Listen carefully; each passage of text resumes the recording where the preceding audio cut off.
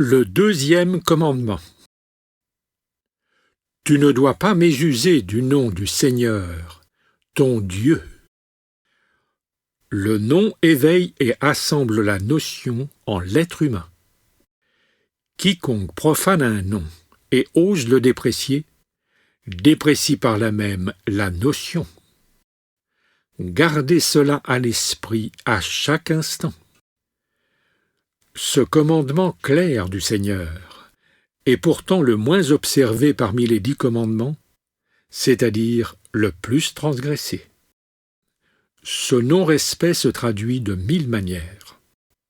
Même si l'être humain s'imagine que nombre de ces transgressions sont totalement anodines, rien de plus que des expressions familières, elles n'en demeurent pas moins une violation de ce commandement clairement édicté.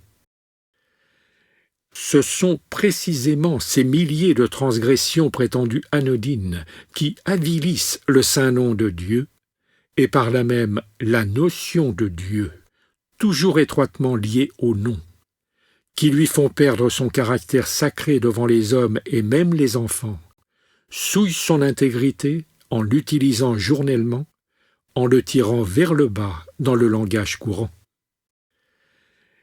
Les êtres humains n'hésitent pas à tomber ainsi dans le ridicule. Je ne citerai pas une seule de ces nombreuses expressions, car ce nom est trop noble et sublime pour cela. Mais quiconque y prête attention, ne serait-ce qu'un jour, sera sans doute bouleversé par l'accumulation démesurée de transgressions du deuxième commandement commises par les personnes des deux sexes, par grands et petits, jusqu'aux enfants qui sont à peine capables de former une phrase correcte. Car ce que les vieux allaient chantant, les jeunes le vont fredonnant. Pour cette raison, les dépréciations de Dieu sont donc bien l'une des premières choses que les jeunes apprennent à travers les transgressions apparemment si anodines de cette loi divine. Mais l'effet qui en résulte constitue la pire de toutes les transgressions.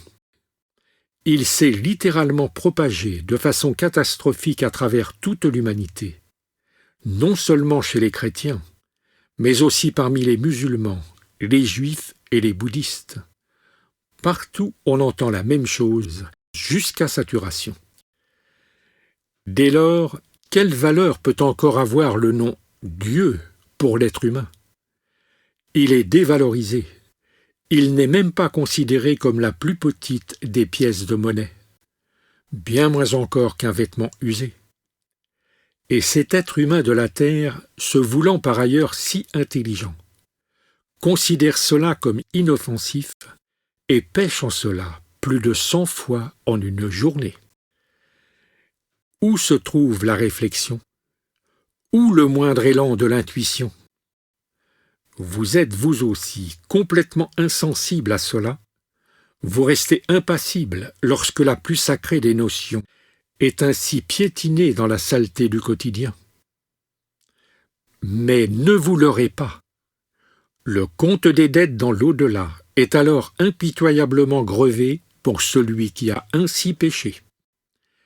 Et c'est précisément ce qui n'est pas si facile à racheter, car cela entraîne des conséquences néfastes d'une grande ampleur, qui doivent prendre leur revanche jusqu'à la 3e et la 4e génération, à moins que dans cette filiation, il ne se trouve une personne qui en prenne conscience et mette un terme à cette déplorable pratique.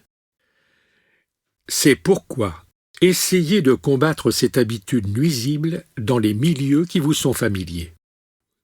Mais avant tout, coupez les fils de votre propre karma avec toute l'énergie qui vous reste, afin que le compte de vos dettes ne devienne pas plus important qu'il ne l'est déjà. N'escomptez pas un rachat facile sous prétexte de ne pas avoir pensé à mal jusqu'ici. Le dommage causé reste exactement le même. Et le péché contre le commandement demeure inconditionnel. Vous le saviez très bien. Si vous ne vous êtes pas suffisamment efforcé d'en saisir toute la portée, c'est votre faute. C'est pourquoi rien ne saurait vous être remis. Écoutez et agissez de manière à pouvoir racheter beaucoup de choses, alors que vous êtes encore sur terre. Sinon, effrayant est le bourbier qui vous attend lorsque vous passez dans l'au-delà, et qui constitue un obstacle sur le chemin de l'ascension. Pourtant, non seulement les individus, mais aussi les autorités montrèrent leur opposition à ce commandement durant des siècles, pendant lesquels elles exigèrent sous la contrainte que les gens prêtent serment, les poussèrent à la transgression par la force, sous la menace de sanctions terrestres s'ils ne satisfaisaient pas à cette exigence. Dans l'au-delà, le châtiment est bien plus lourd encore et retombe sur tous ceux qui ont exigé le serment, non sur ceux qui durent le prêter sous la contrainte. Le Christ lui-même a dit une fois encore expressément « Que vos paroles soient oui ou non, car ce qui s'y ajoute vient du malin. » Les autorités avaient pourtant le pouvoir de donner un poids décisif à un oui ou à un non, en pénalisant la tromperie de la même manière que le parjure devant le tribunal. Elles avaient ainsi le pouvoir d'élever la valeur des mots prononcés devant un tribunal au niveau qui leur était indispensable pour un jugement. Il n'était donc pas nécessaire de contraindre ainsi des personnes à la transgression du commandement de Dieu. Mais les églises et leurs représentants agirent de façon bien pire encore, en soumettant leurs semblables aux pires tortures, sous l'invocation de Dieu, en les brûlant sous l'invocation de Dieu, à moins qu'ils n'aient succombé auparavant à leur supplice. L'empereur romain Néron, bien connu de tous et tristement célèbre pour sa cruauté, n'était pas aussi mauvais lorsqu'il a persécuté des chrétiens, pas aussi condamnable que certaines églises avec leurs immenses registres de péchés envers les lois de Dieu. D'une part, il est loin d'avoir assassiné et torturé autant de personnes, et d'autre part, pas en évoquant si hypocritement le nom de Dieu, ce qui compte dans le genre parmi les blasphèmes les plus monstrueux qu'un être humain puisse commettre envers Dieu. Il ne sert à rien que ces mêmes églises condamnent aujourd'hui ce qui fut jadis trop longtemps perpétré par elles, car elles n'y ont pas renoncé de leur plein gré. Aujourd'hui encore, on agit guère différemment par des inimitiés silencieuses réciproques, qui ont seulement pris une forme plus discrète, plus moderne. Ici, une fois encore, seule sa forme a changé avec le temps, pas le noyau vivant. Et seul ce noyau que l'on dissimule si volontiers compte devant la justice divine, jamais la forme extérieure.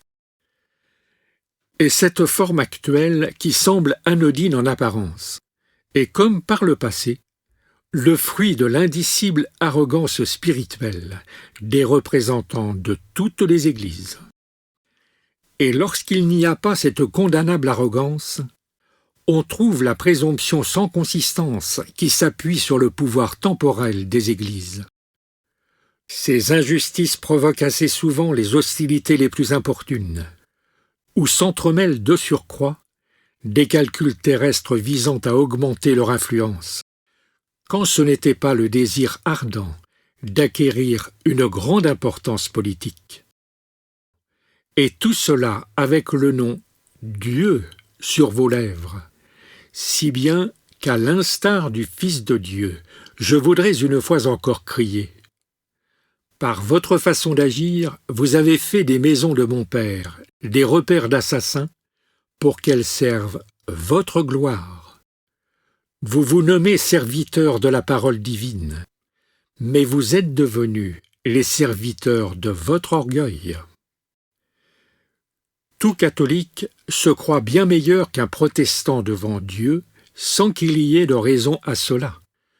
Mais tout protestant se croit plus sage, plus évolué, et ainsi plus proche de son Dieu que le catholique.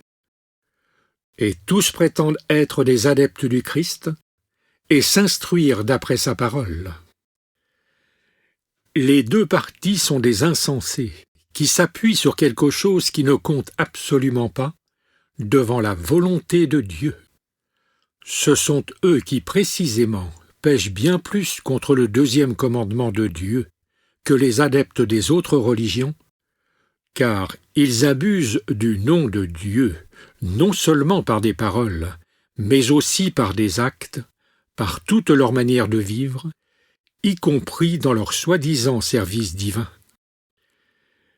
Ils ne donnent aux penseurs et aux bons observateurs qu'un exemple repoussant de formes sans contenu, d'impensées vides de sens. C'est précisément dans leur présomption sans borne de vouloir se persuader eux-mêmes, ainsi que leur entourage, qu'ils possèdent déjà une place au ciel devant ceux qui ont une croyance différente, qu'ils profanent le plus gravement la notion de Dieu. L'aspect extérieur des coutumes des églises, un baptême et tant d'autres choses encore, ne suffisent pas. Seul l'être humain intérieur doit se présenter devant le jugement.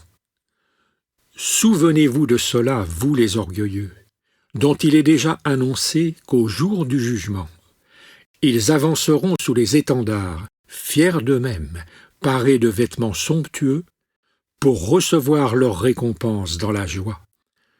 Pourtant, ils n'atteindront jamais le royaume de l'Esprit au pied du trône de Dieu, parce qu'ils auront reçu la rétribution qui leur revient avant d'y parvenir.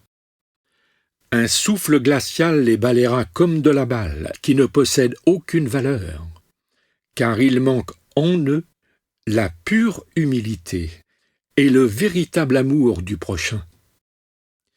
Par leur façon d'être, ce sont les pires profanateurs du nom Dieu, les plus grands contrevenants au deuxième commandement.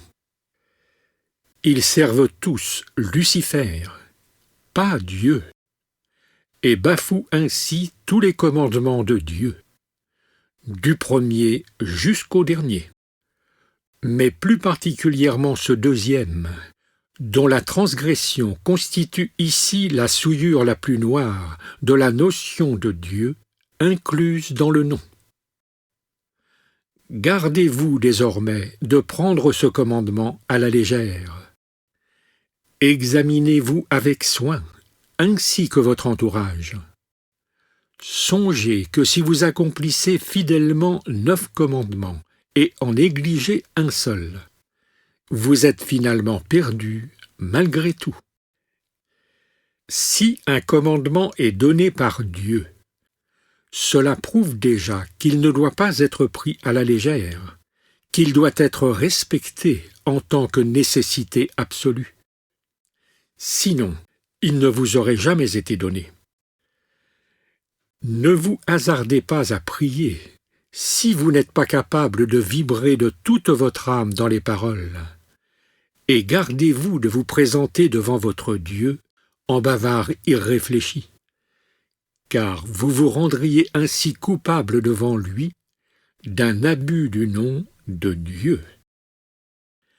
Réfléchissez bien avant de lui demander quelque chose pour savoir si c'est absolument nécessaire. Ne vous empêtrez pas dans des prières de pure forme, dont le verbiage, à certains moments, a tourné à l'absurdité dans l'exercice de toutes les religions.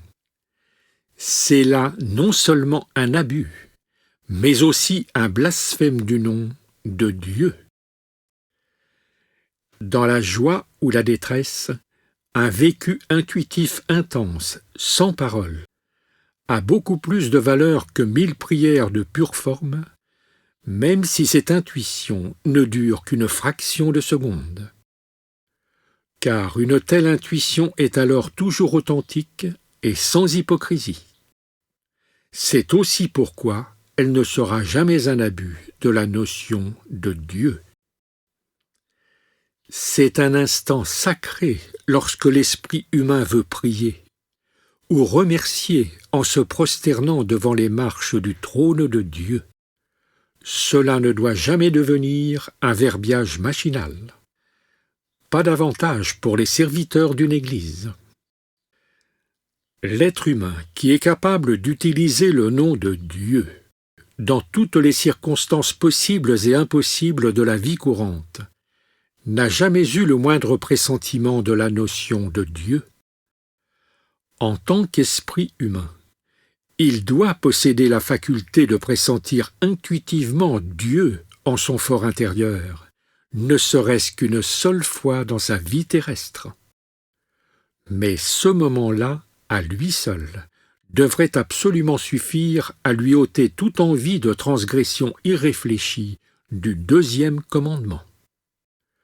Il portera alors en lui éternellement le besoin de ne prononcer le nom Dieu que dans la plus grande pureté de son être tout entier. Quiconque ne possède pas cela est très loin d'être digne, ne serait-ce que de la parole de Dieu, et moins encore d'entrer dans le royaume de Dieu, de jouir de la félicité de sa proximité. C'est pour cette raison qu'il est également interdit de produire une image de Dieu le Père selon les conceptions humaines. Toute tentative en ce sens ne peut conduire qu'à une dépréciation pitoyable, car ni l'esprit humain, ni même la main humaine n'en est capable, pas plus que de percevoir la plus infime fraction de la réalité sous forme de vision et d'en retenir l'image de façon terrestre. Le plus grand chef-d'œuvre n'en serait qu'un profond amoindrissement. Un œil, tout seul, dans son indicible éclat, l'évoque dans son ensemble. Telle est la grandeur sublime, inconcevable pour vous, que vous comprimez dans le mot « Dieu » et que vous avez souvent l'outrecuidance d'utiliser en une présomption insouciante comme la plus banale des expressions irréfléchies et vides de sens. Vous aurez à rendre compte de votre façon d'agir.